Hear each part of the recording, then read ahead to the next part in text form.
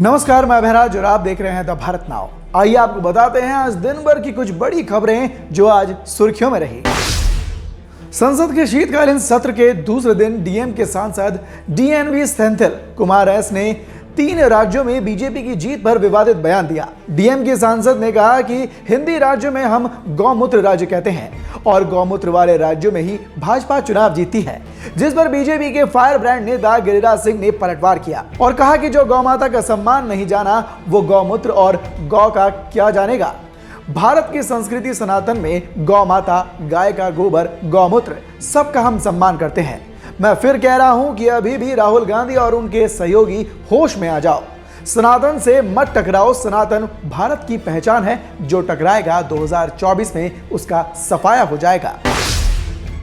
देश के 5 राज्यों में हुए विधानसभा चुनाव में 3 राज्यों में बीजेपी ने जीत की हैट्रिक लगाई है। बीजेपी की इस जीत के बाद अब विपक्षी गठबंधन इंडिया गठबंधन की अहम बैठक 17 दिसंबर को होने वाली है, जिसमें विपक्षी दलों के कई नेता शामिल होंगे।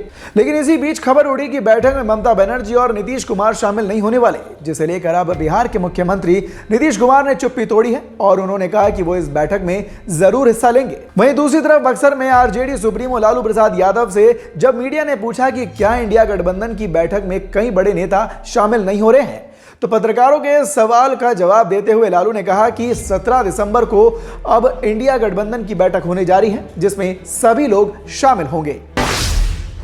कर्नाटक के विजयपुरा के अलियाबाद औद्योगिक क्षेत्र में एक प्राइवेट फैक्ट्री में इकाई के अंदर गोदाम में एक विशाल मशीन क्षतिग्रस्त हो गई और जिसके चलते 100 टन मक्के के ढेर के नीचे दबने से बिहार के 7 श्रमिकों की मौत हो गई। इसके बाद अब आज यानी कि बुधवार को बिहार के रहने वाले श्रमिकों का शव पटना एयरपोर्ट लाया गया।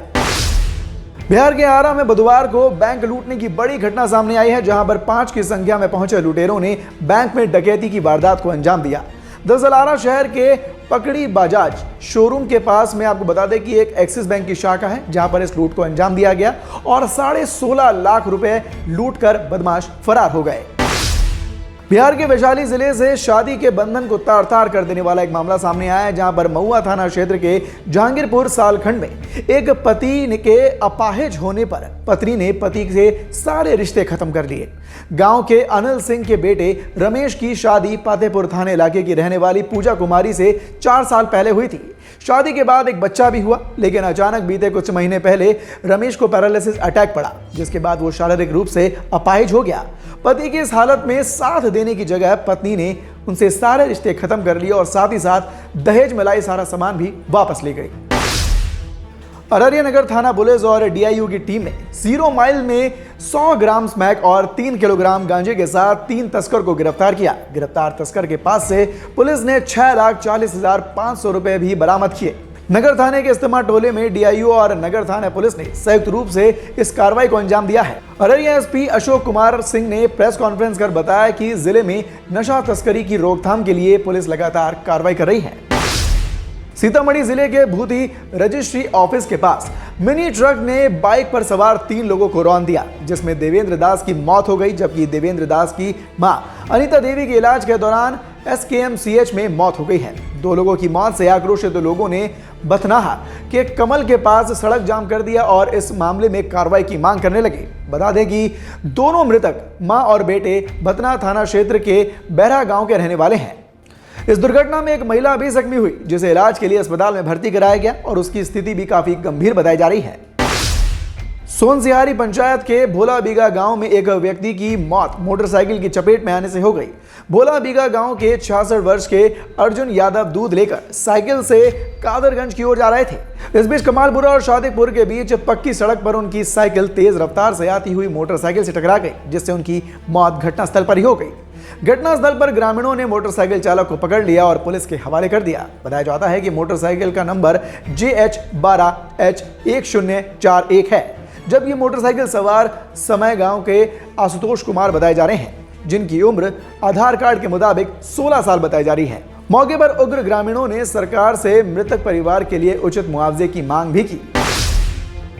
कैमूर जिले के मोहनिया में 9 दिसंबर को लगने वाले राष्ट्रीय लोक अदालत की तैयारी को लेकर न्यायिक अधिकारी जुट चुके हैं। बुधवार को दोपहर अनुमंडलीय व्यवहार न्यायालय मोहनिया में भभुआ से पहुंचे जिला विधिक सेवा प्राधिकार के सचिव शहरयार मोहम्मद अफजल और उनके अपर मुख्य न्यायिक दंडाधिकारी प्रथम संदीप कुमार ने अनुमंडलीय व्यवहार न्यायालय के सभी कार्यालयों का जायजा लिया। बेगूसराय में आज संविधान निर्माता डॉक्टर भीमराव अंबेडकर के महापरिनिर्वाण दिवस पर जदयू के द्वारा संविधान बचाओ मार्च निकाला गया। ये मार्च ट्रैफिक चौक से निकलकर शहर के विभिन्न चौराहों से निकलकर अंबेडकर चौक तक पहुंचा, जहां पर जेडीयू के कार्यकर्ताओं ने अंबेडकर की प्रतिमा पर माल्यार्पण किया और उसके बाद देश का पीएम कैसा हो, नीतीश कुमार जैसा हो के नारे भी लगाए। मौके पर भारी संख्या में जदयू कार्यकर्ता नजर आए और पोस्टर के साथ नजर आए। इस दौरान जदयू के कार्यकर्ताओं ने मोदी तेरी तानाशाही नहीं चलेगी के नारे भी लगाए। ठीक इसी तरह नालंदा में भी संविधान के निर्माता बाबा साहेब भीमराव अंबेडकर की 67वीं पुण्यतिथि के मौके पर जनता दल यूनाइटेड के कार्यकर्ताओं के द्वारा पैदल मार्च का आयोजन किया गया। मार्च अस्पताल चौराहे से चलकर देवी सराय चौक तक पहुंचा, जहां कार्यकर्ताओं ने बाबा भीमराव अंबेडकर की प्रतिमा पर माल्यार्पण किया और उनके कारनामों की चर्चा भी की। नालंदा में सोशल मीडिया पर एक वीडियो खूब तेजी से वायरल हो रहा है। वायरल वीडियो में साफ तौर पर देखा जा सकता है कि कुछ नकाबपोश युवक एक युवक की जमकर पिटाई कर रहे हैं। मामला जिले के परवलपुर थाना क्षेत्र बाजार स्थित फ्लिपकार्ट दफ्तर का है, जहां के स्टाफ से लूटपाट का विरोध करने पर मारपीट की गई और उसी का वीडियो इस वक्त वायरल हो रहा है। नालंदा के नगर थाना क्षेत्र कल्याणपुर मोहल्ले में दोपहर को अचानक शॉर्ट सर्किट के बाद रसोई गैस सिलेंडर में आग पकड़ने से अफरा तफरी का माहौल बन गया, जिससे कमरे में रखा करीब 5 लाख रुपए की संपत्ति का सामान जलकर खाक हो गया। हाजीपुर सदर थाना क्षेत्र के मनुआ गांव के सदर थाने की पुलिस अधिकारियों ने संदिग्ध हालत में एक युवक के शव को बंद कमरे में बरामद किया। पोस्टमार्टम के लिए सदर अस्पताल हाजीपुर भेज दिया गया है और मामले की जांच पड़ताल शुरू कर दी गई है। मृतक 3 भाई में सबसे बड़े थे, जो गांव में ही रहकर खेतीबाड़ी करते थे और अपने परिवार का भरण पोषण करते थे, जिसका शव बंद कमरे में फांसी पर लटका हुआ मिला। फिलहाल के लिए इस बुलेटिन में सिर्फ इतना ही। बिहार की ऐसी ताजा तमाम बड़ी खबरों से जुड़े रहने के लिए देखते रहें द भारत नाउ। धन्यवाद।